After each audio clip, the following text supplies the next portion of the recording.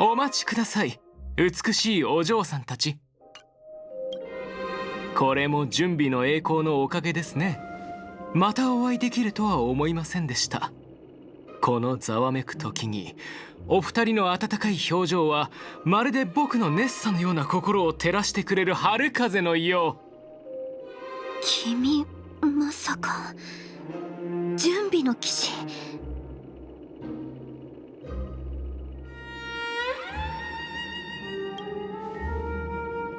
ああ、すでに僕の取るに足らない称号を耳にされていたとは、なんと光栄なのでしょう。はい、間もなく祭典が開かれると聞き、僕はプライスレス号を全速力で走らせピノコギーへと導いてもらったのです。ですが準備の加護のない銀河は混沌としており、途中で死にかけた人や負傷者を助けているうちに思いのほか時間が経ってしまって、幸いドワーフラビットの機甲パイロット、放浪キャットのデュエリスト、銀河忍者、四駆オムニックなど32名の被災者全員が無事に危機を乗り越えられました。そして今僕は皆さんを連れてここに来て、無数の美しい生命たちと調和を楽しんでいます。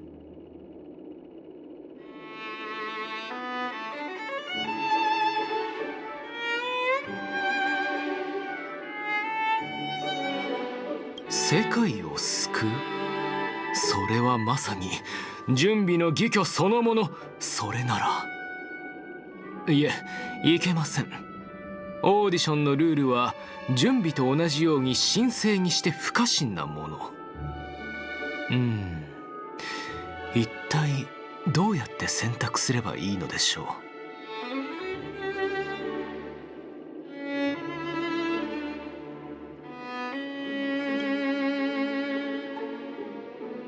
そうなの。この華やかに見える美しい夢は正確と無数の人の犠牲の上に築かれてるの。ほう、それほどまでに恐ろしいことが。しかし今のピノコンギーには性格による汚染の痕跡は全く見当たりません。ファミリーにしてもこれまで調和を広めてきたことで知られる存在。あなたたちの言葉が本当かどうか、どうやって信じればいいのでしょうか。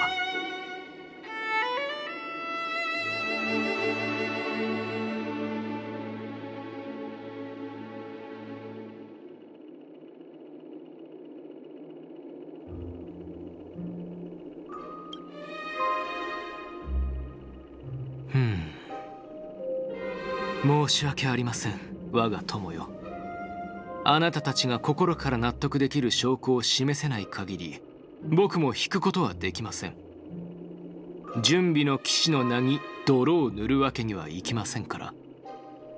ですが、もしあなたの言葉が本当なら、準備の名においてこの運命に定められた対決であなたの力を確かめましょう。到着した後、僕が口下手だということもあり、銀の甲冑を身につけた体の大きい烈火のごとく燃える指名手配犯だと間違われたこともありましたが、構いません。全ては夢の地が課した準備の試練。重要なのは僕が今ここに立っているということ。退路のない場所で出会ったということです。準備の騎士団アルジェンティ、お二人に騎士道に基づいた決闘を申し込ませていただきます。もし僕が勝ったら優勝の座を明け渡してください。そして準備の女神イドリラ様の美貌は比類なきものであると認めてください。お二人とも準備の試練をお受けください。その程度。ここで槍先に火を、炎の槍を断ち切れ。亡者再臨。これも試練。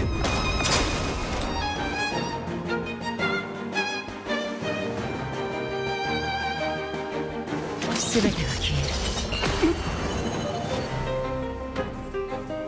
る。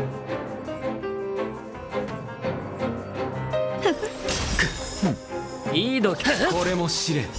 涙雨降りてあふれる。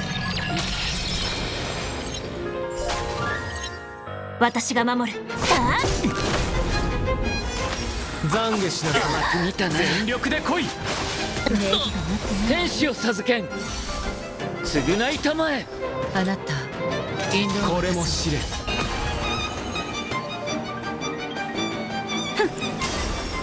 これもはっ忠誠を誓い。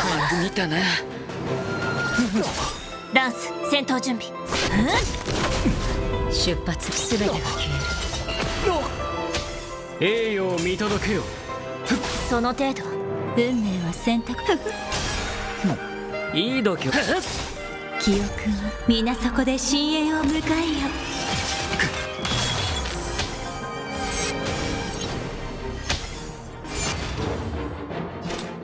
引導を渡そう。涙雨ひっ降りてあふれる。お二人の信念には程遠い。しかし残念ながらそれでも優勝はイドリラ様のもの。何が知りたいの？私が守る。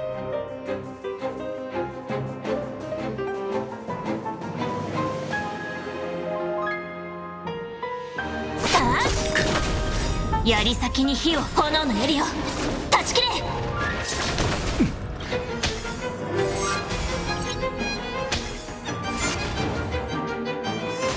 懺悔しなさい。全力で来い。天使を授けん。化粧だ。償いたまえ。これも試練。あなた全てが消える。甘く見たな。感覚だ。協調よ。小賢しい。戦前の礼を全力で来い。またか。記憶は皆そこで深淵を迎えよ。亡者再臨。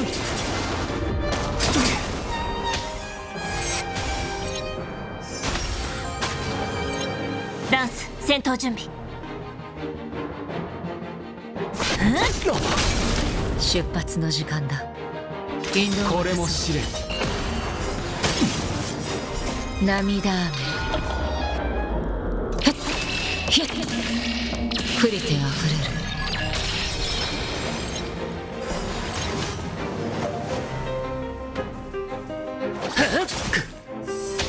準備の勲章始めましょう。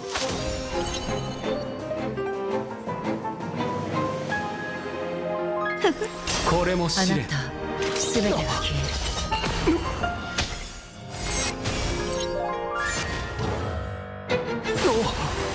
もう十分です。あなたたちの本当の気持ちが分かりました。負けを認めます。素晴らしい。実に素晴らしい。本当に見事な勝負でした。お二人のおかげでイドリラ様の美名を守るためにはもっと精進しなければならないことが分かりました。はあ、なんと素晴らしい教訓なのでしょうか。言ってください、我が友、そして美しいお嬢さん。オーディションの優勝はあなたたちのものです。僕はここでお二人がスポットライトを浴びるのを見守り、観客と一緒に心からの歓声と拍手を送りましょう。私たちにはもうあまり時間がなくて、縁があったらまた会おうね。準備の騎士。それじゃあゴールに向かおう。美の湖に行って、本当に才能ある人がたくさんいるんだね。間に合うといいんだけど。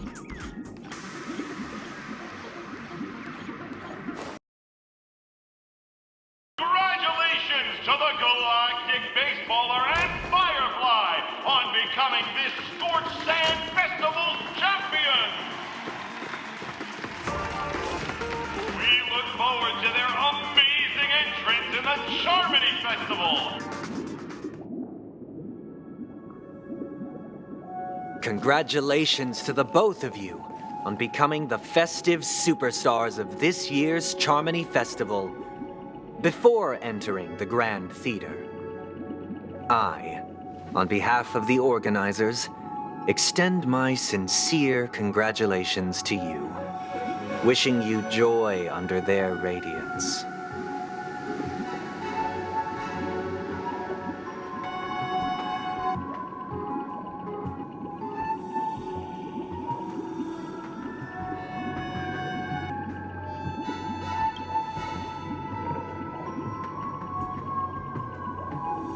As previously promised, my sister, Mr. Yang, and I have met with the Dream Master. We delved into the truth about Penacony and its Stellaron, and have come to a consensus. Both I and the Oak family cannot acquiesce to your request. Just as expected. We acknowledge the perspective of you, Nameless. Penacony does require change, but not as you propose. The planet of festivities cannot and will not revert to a place characterized by chaos, disorder, or anarchy. Through your journey of overcoming obstacles, you must have glimpsed the essence of that era. The vulnerable ruthlessly eliminated, equality non-existent, common folk living precarious lives, eking out a dreary existence. Ultimately, only heroes like yourselves manage to achieve success. But I would dare ask, if you did not possess the special status of having a Stellaron, and you were but an anonymous and frail member among the masses, which Penacony would you prefer? A dystopia for the survival of the fittest, or a sweet dream paradise for all?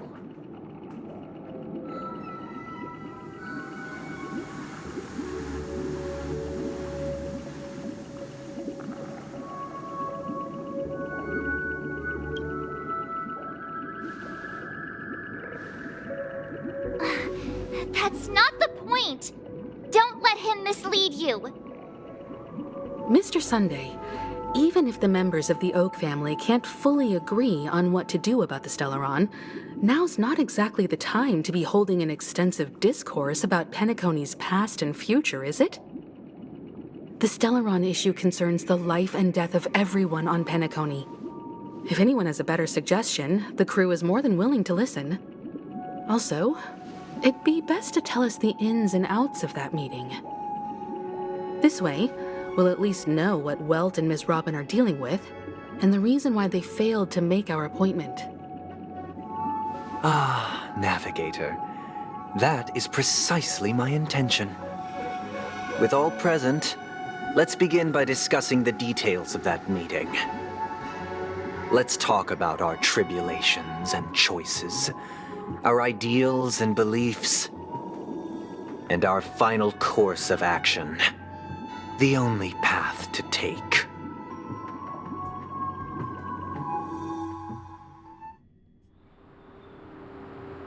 You mean to say that for the longest time, there have been scoundrels who would use the Charmony Festival that I have bequeathed to the masses as a tool to realize their ambition? Indeed, Dream Master. Once the Charmony Festival begins, the Stellaron's powers, along with the song, will be broadcast across the entire planet of Penacony. And then everyone in their dreams will be unable to awaken. This is indeed surprising to me. The dreamscape is maintained by the collective effort of the 5 families. If someone were to use the Charmony Festival to recklessly disseminate the power of the Stellaron, this individual must hold a position of great authority. Do you have any suspects? I'd like to ask, Did you really not know of the Stellaron's existence? I would have never thought that this nameless would point the spear at me. Quite astonishing indeed. If I have offended, the Astral Express extends its sincere apologies. But the current circumstances are dire and leave no room for meticulous inquiry. We're doing this out of concern for the Dreamscape's safety. So, if you could, please alleviate our concerns. Dreammaster, it's just to prove that the Charmony Festival has nothing to do with the Stellaron. If we're being overly cautious, I will return to the stage to offer tribute in song, just per the arrangement.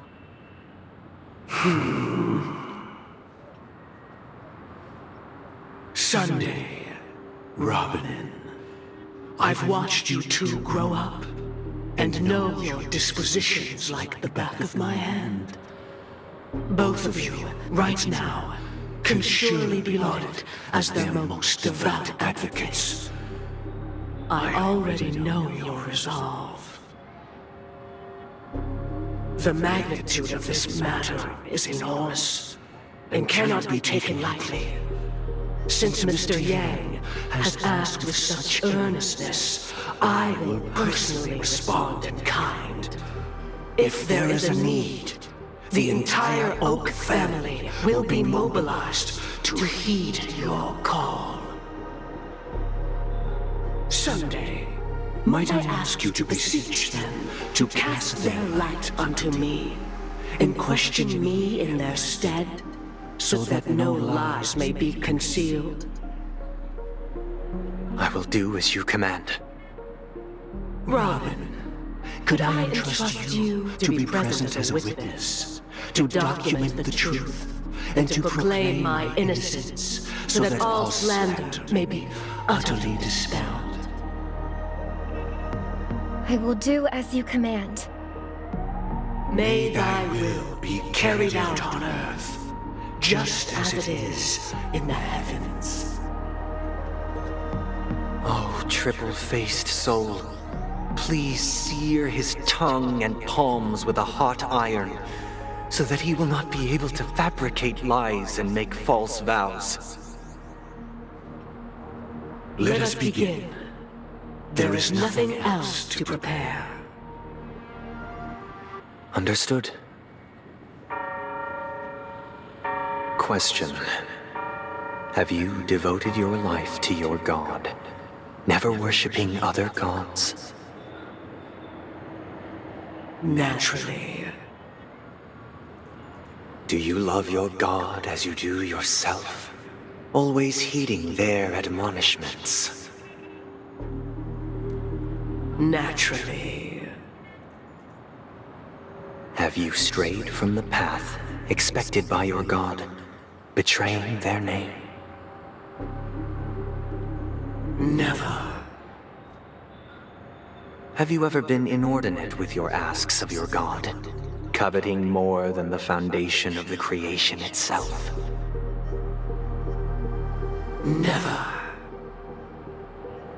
Then, a final question.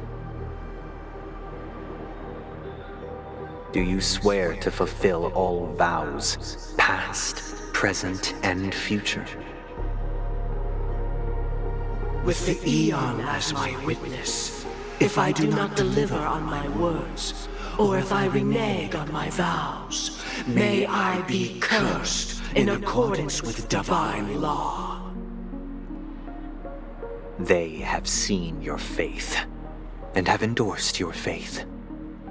With this, it can be evidenced... Just a moment.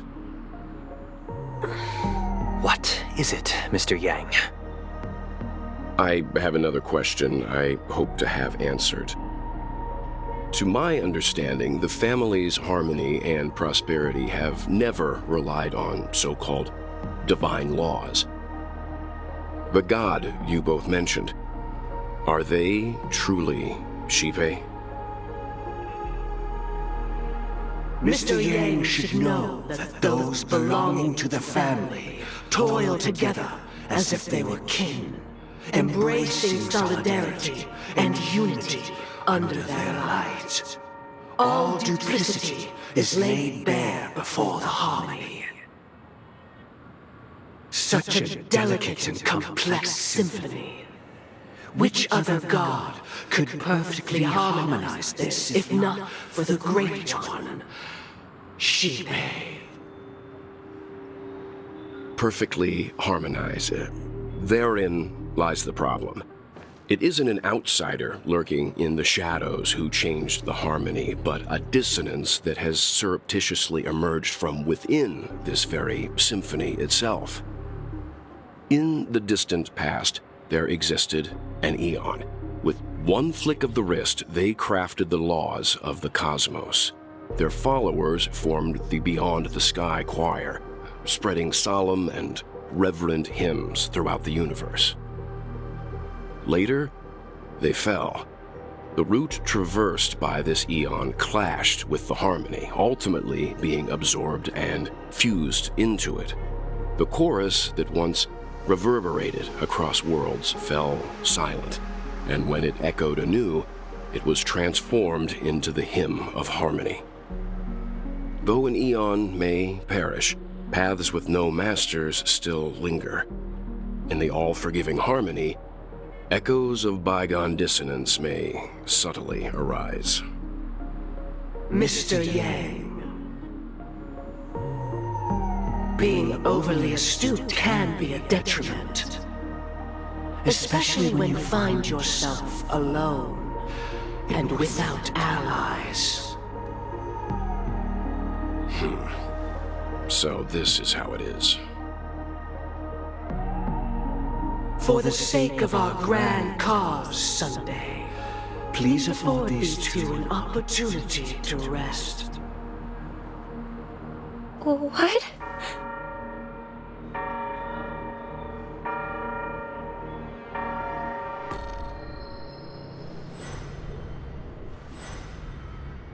Sorry, Robin. It's just you. I did not wish for you to know this. It's a pity that things have turned out this way.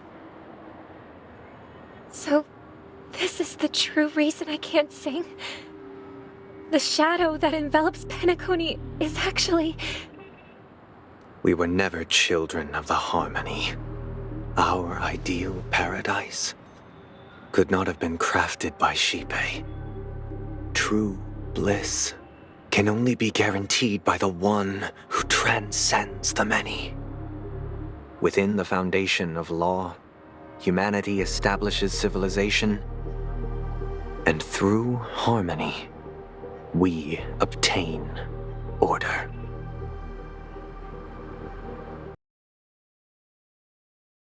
Unbelievable. To think that there would be remnants of the Order on Penacony. What have you done with Mr. Yang and Miss Robin? Don't worry. I just gave them some time alone to ponder their fates. You should know that these actions make you an enemy of the Astral Express. Should we need to stand against the Nameless, it would only be myself and the Oak family involved. But we haven't reached that point yet, have we? Your efforts for the justice of Penacony are evident to everyone, and have been widely observed.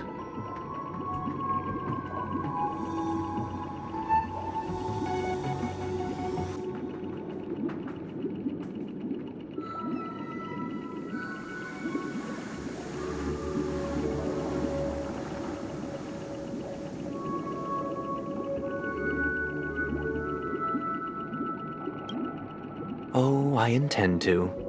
But that hinges on the outcome of this negotiation. If it is the Order that drove you to imprison Welt and Robin, and you're using them to coerce our compliance, then there'll be no point in entertaining any type of discussion. You're mistaken, Miss Himeko. They are in very safe hands, and just as the family has always proclaimed, no one can be harmed in the dreamscape. least of all in the beautiful new world belonging to the Order. Penacony and the entire universe have witnessed far too much innocent bloodshed. The strong wield their blades against the weak, and the victors push the vanquished to the brink of life. Natural selection. The world abides by this principle, establishing the well-being of humanity atop the corpses of the downtrodden.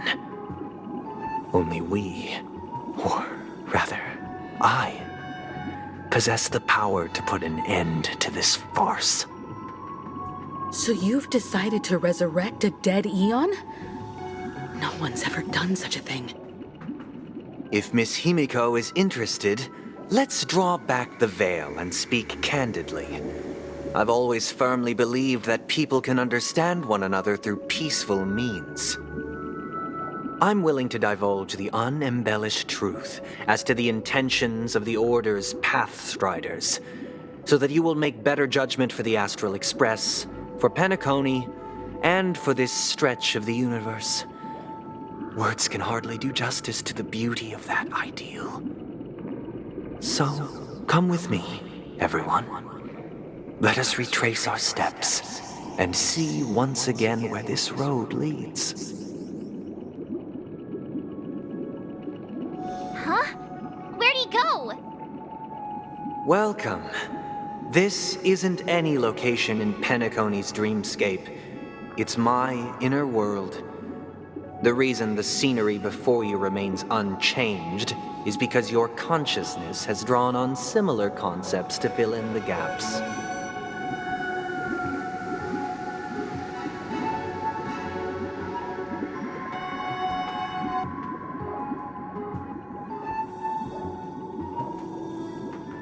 Did you do the same to Welt? It's a tuning process. Stronger in effect and more draining on the mind. The gray-haired guest has experienced it before, so she should understand what it entails. Tuning allows you to intuitively grasp my feelings, which also means that I cannot hide anything from you. Now, everyone, please look at the huge screen. The road we once took begins here. From this point on, you will witness the numerous decisions I've faced. I've selected a portion of these to share with you. I believe after going through similar predicaments, you'll be able to better understand my thoughts. Let's begin. The first decision. A story about a baby bird. This story happened when Robin and I were very young. We were victims of the Stellaron disaster, and the family's Mr. Gopher Wood, who would later become the Dream Master of Penacony, saw that we siblings had no one to turn to and took us in. Later on, Robin and I lived a time with nary a care in the world.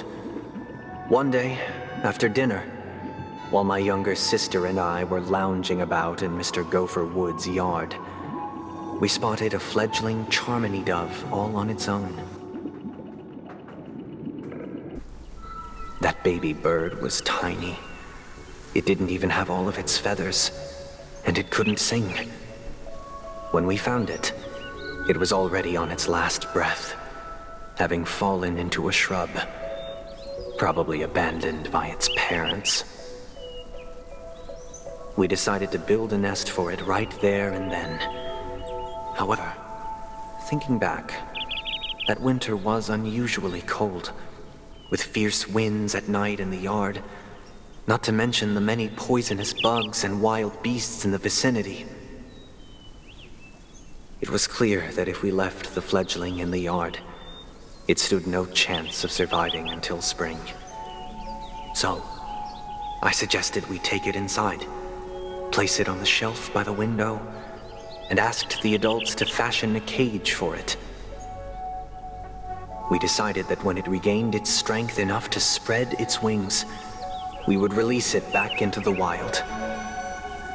The tragic part, something that we'd never considered, was that this bird's fate had already been determined long before this moment. Its destiny was determined by our momentary whim. Now, I pass the power of choice to you all. Faced with this situation, what choice would you make? Stick to the original plan and build a nest with soft net where the Charmony dove fell. Or build a cage for it and feed it, giving it the utmost care from within the warmth of a home. I eagerly await your answer.